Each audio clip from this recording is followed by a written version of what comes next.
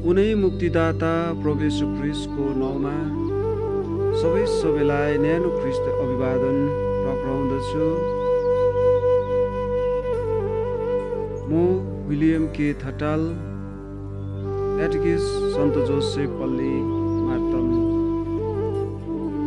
परिवारको आशिष विषयमा केही 2-4 कुरा साझा गर्न गइरहेको छु।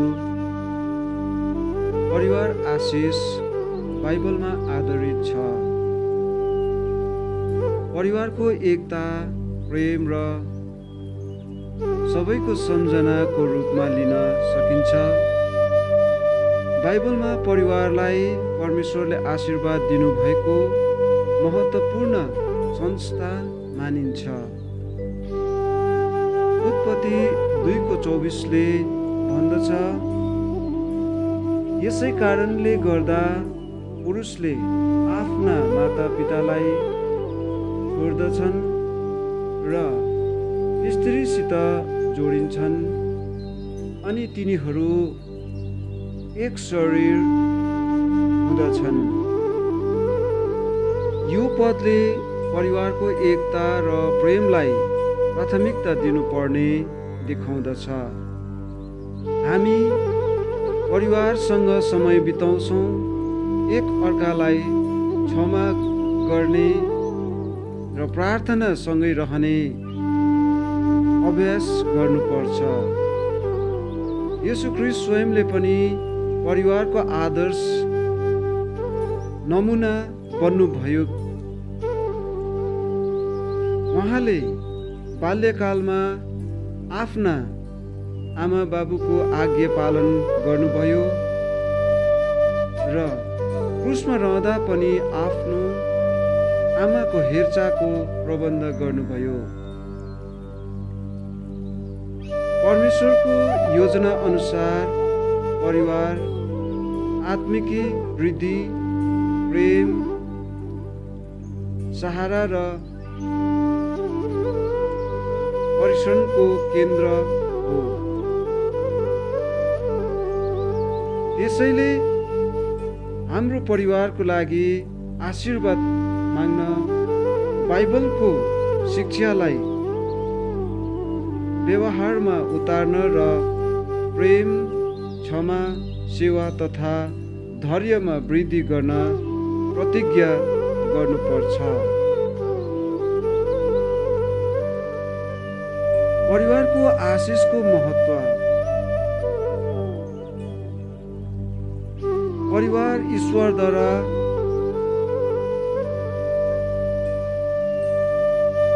प्रदान एक दिव्य संस्था हो। बाइबलको शिक्षामा परिवारलाई विशेष स्थान दिएको छ र यसलाई आशिषको केन्द्रको रूपमा वर्णन गरिएको छ।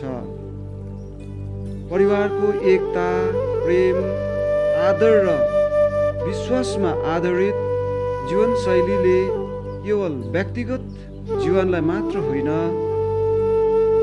समग्र समाजलाई समेत सकारात्मक प्रभाव पार्दछ। बाइबलमा उल्लेख भएका अनेक उदाहरणहरूले देखाउँदछ कि ईश्वरले सधैँ तिनीहरूको परिवारलाई आशिष दिनुहुन्छ, जसले उहाँको बाटोमा हिँड्दछन्। परिवार ईश्वरको योजना हो। सृष्टिको आरम्भमै परमेश्वरले आदम र हेवालाई एक साथ राखेर पहिलो परिवारको स्थापना गर्नुभयो। यसबाट स्पष्ट हुन्छ कि परिवार कुनै सामाजिक व्यवस्था मात्र नभएर परमेश्वरको दिव्य योजना हो। परिवारभित्र प्रेम, सुरक्षा, शिक्षण र आध्यात्मिक वृद्धिको वातावरण तयार हुन्छ। बाइबलमा परिवारलाई दिएको स्थान। बाइबलले परिवारलाई परमेश्वरको आशिष प्राप्त गर्ने मुख्य माध्यमको रूपमा प्रस्तुत गरेको छ। प्रेरितको कार्य विवरण 16:31ले भन्दछ, उनीहरूले भने, प्रभु येशूमा विश्वास गर्नुहोस्, तब तपाईँ र तपाईँको परिवारले मुक्ति पाउनेछ। यस पदले देखाउँछ कि परमेश्वरको उद्धार केवल व्यक्तिगत नभएर पारिवारिक पनि हो। विश्वासमा आधारित परिवार एक उदाहरण येशूले भन्नुभएको प्रसिद्ध वाक्य स्मरणीय छ, तर म र मेरो परिवार प्रभुलाई सेवा गर्छौँ। यो वाक्यले देखाउँदछ कि जब एक परिवार विश्वासमा दृढ रहन्छ, तब उनीहरूले ईश्वरको विशेष संरक्षण र मार्गदर्शन प्राप्त गर्छन्। आशिषका रूपमा परिवारलाई परमेश्वरले दिनुभएका वरदान। परिवारमा परमेश्वरको आशिष विभिन्न रूपमा देखिन्दछ। आत्मिक एकता, प्रार्थना र आराधनामा एक साथ हुनु, आर्थिक सुरक्षा, परिश्रम र इमानदारीमा आशिष पाउनु, शान्ति र आनन्द, एक अर्काप्रतिको प्रेम र क्षमा उत्पन्न गर्नु। भजन सङ्ग्रह 128:3ले भन्दछ, तिमीहरूको सन्तानहरू अङ्गुरको हाँगा जस्तै फलदायी हुनेछ।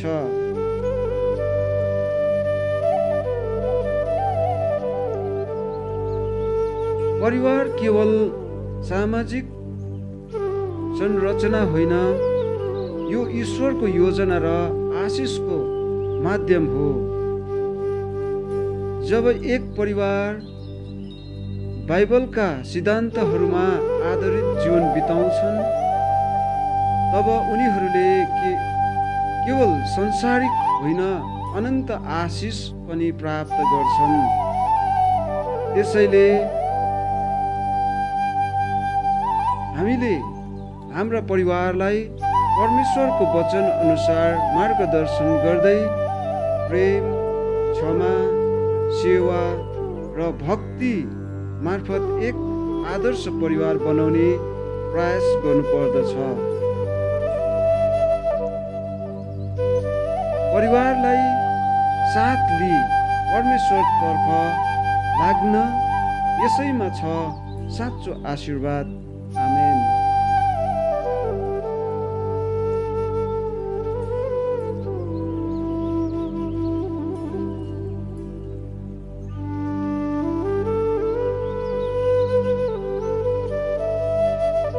यसरी नै 2025 सालको परिवार आशिष सन्त जोसेफ पल्ली मार्तमा आजको दिन पवित्र हृदय बिएसीमा प्रत्येक परिवारलाई पवित्र हृदयमा समर्पण गर्दै बलि पुरोहितद्वारा सबैलाई आशिष दिँदै यो परिवार आशिष आज यहाँ यसरी समाप्त गरिन्दछ र आजको दिन बिहान यी पखमा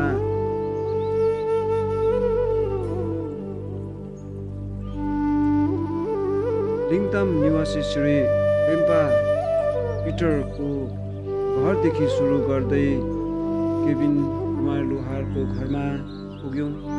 त्यहाँदेखि फेरि हाम्रो सोही समुदायमा धनकुटे निवासी श्री मार्टिन राईको परिवारतर्फको यात्रा आरम्भ भयो।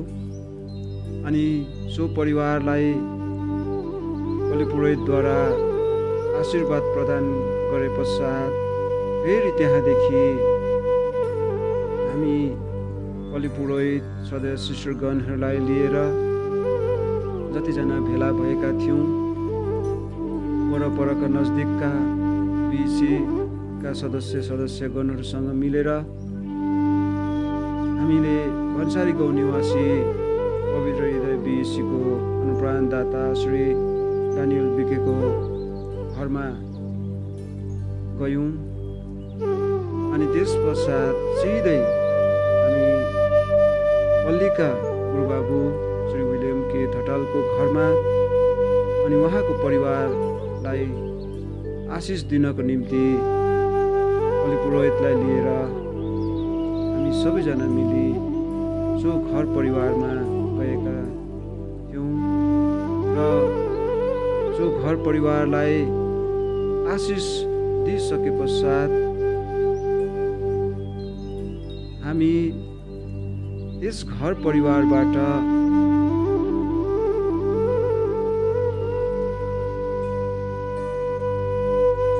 सोझै हामी सोही समुदायको सदस्य श्री डेभिड सार्कीको परिवारमा जाने हामीले सरसल्लाह गऱ्यौँ र यो सरसल्लाह अघिबाटै सबै तय भएका थिए र यो सरसल्लाह बमोजिम हामी गुरुबाबुको परिवारमा हामी यसरी पुग्यौँ र गुरुबाबु अनि उनीहरूको परिवारलाई पवित्र हृदयमा समर्पण गरी बलिपुरोहितद्वारा यस परिवारलाई आशिष प्रदान गरे पश्चात हामी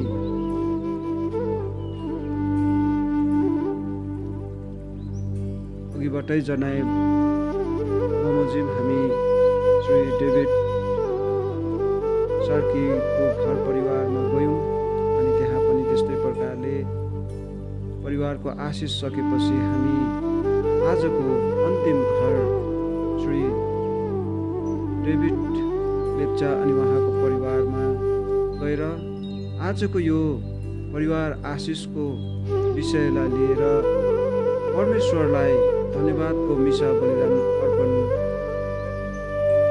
गर्नुभयो बलिपुरोहितले अनि समुदाय सबै मिलेर यो मिसा बलिदानमा सहभागिता भई प्रभुलाई आफ्नो हृदयमा सहृदय स्वीकार गर्यौँ। यस्तै प्रकारले आजको यो परिवारको आशिष समापन गर्यौँ र पवित्र हृदय बिसीद्वारा सम्पूर्ण सदस्यले सदैव बलिपुरोहित अनि सदैव सिस्टरगणलाई आभार व्यक्त गर्दै सहृदय धन्यवाद चढाउँदछन् र त्यस्तै प्रकारले सन्त जोसेफ पल्लीका अन्य बिसीबाट आउनुभएका सदस्यगण जस्तै सन्त मोनिका बिसीका सदस्यगण अनि सन्त थोमस बिसीका सदस्यगणहरू जो बलिपुरोहितलाई साथ दिँदै पवित्र हृदय बिसीमा बसोबासो अनि प्रत्येक सदस्यको घरमा परिवारमा यसरी जानको निम्ति सहभागिता जनाउने प्रत्येकलाई पवित्र हृदय बिसीका सम्पूर्ण परिवारको तर्फबाट सहृदय धन्यवाद टक्राउँदछौँ।